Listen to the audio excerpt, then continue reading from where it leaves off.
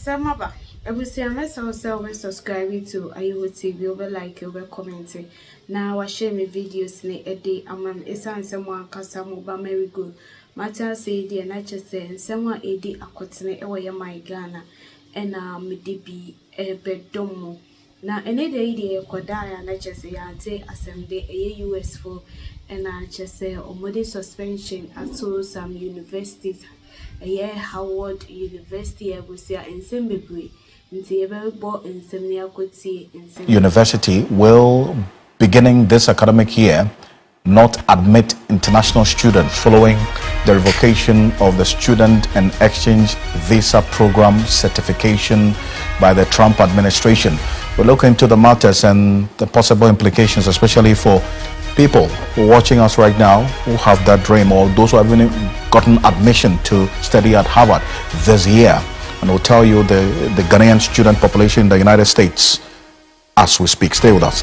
Now tonight, if you've received admission to study at the prestigious Harvard University, or if you're dreaming of doing that this year at least, in the interim, this is the information from the Trump administration. Let's understand exactly what this statement says. This is a statement that came through earlier today. Put that on the screen.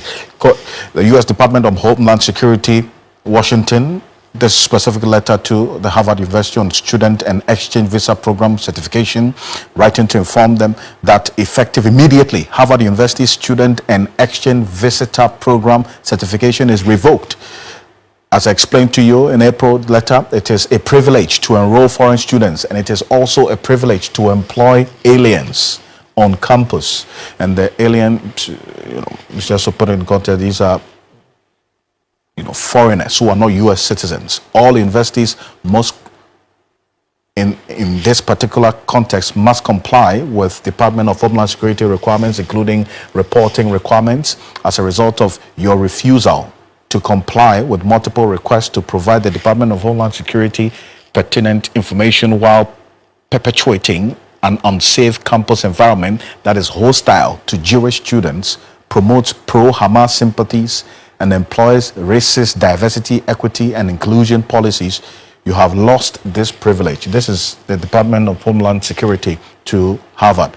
The revocation of a student and exchange visitor program certification means that Harvard is prohibited from having any aliens of F or J non-immigration or non-immigrant status for the 2025-2026 academic school year. So that is what the U.S. Homeland Security put out. Harvard, if you recall, earlier in the year, had written in response to that April letter that this one from the Homeland Security references. They said they are working quickly to provide guidance and support to members of their community, and this retaliatory action threatens serious harm to the Harvard community and our country, and undermines Harvard's academic and research mission. Now, let's bring this home. Why is this, and should this be of concern to us here in Ghana? And I'm going to show you, based on data from the United States, that's the education sector report. African students studying in the U.S. First, Nigeria has the highest with over 20,000 students. Next is Ghana, almost 10,000 students. And then you go to Kenya, Egypt, Ethiopia, South Africa, Zimbabwe follows in that order. But keep your eyes on Ghana, because that runs through a number of them. The citizens from 2015, we tracked this data. Between 2015 and 2016, Ghana was number 3 in terms of the number of students from this country studying in the United States in their rankings. Nigeria has always been first, Kenya, and then Ghana. Fast forward to 2020, Ghana then had more students than Kenya, so we came second to Nigeria. That statistic has been the same. In 2024, last year, Nigeria had over 20,000 students, Ghana had almost 10,000 students. And the man who understands what's going on, Professor Enoch Enchi, who was lectured in the United States, universities across multiple states for over 21 years, he's joining us on Zoom right now. Prof, appreciate you. This certainly must be concerning for you, is it not? Yes, Alfred. Good evening to all your viewers everywhere in the world. It's of great concern. If you look at private universities in Ghana, they enroll about 70,000 students. And that means 1/7 of it, which is 10,000, are in American universities. And think about them coming home unskilled and uneducated. But the issue here is not about the students. The issue is a twofold. Immigration has become a very tough issue under Trump administration. Remember, one of the promises was that he tagged some immigrants as criminals and he will send them home. And that is exactly what he's doing. So Harvard failed to comply with simple reporting requirements. Remember, Ghana had MOUs and articulation agreements. That is why there are exchange visa programs. So you have the J and then the F immigration status to go learn and then come home. Remember, one of them, J, you can't work. You just have to go to school and come back home. The other, you can work, but with a limited time. And don't also forget that aliens, even those with green cards, are aliens. Because if you're not born in America, you are still an alien. So if you go to school there, besides the fact that Harvard failed to comply with some reporting requirements, and most universities in America, which is under Title IX director, talks about a lot of things that you have to do. They have to report on, violence issues, sexual harassment, disparate treatments, microaggression, because LGBT is also in there. So you have to report on microaggression. And if you go there and you are an extremist, that means you're not supposed to involve yourself into any racist, equity, and other issues if you have extreme issues, because those issues create what we call unbragiousness. People are easily offended when you talk about their race and other things. Now, the biggest issue here is that most students in America have been demonstrating against Hamas. They are pro-Hamas, and then it creates unsafe conditions at the universities.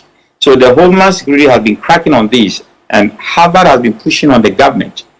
A month ago, Trump administration threatened the Harvard University that even grants, they will not give it to them if they don't comply with the Homeland Security requirements.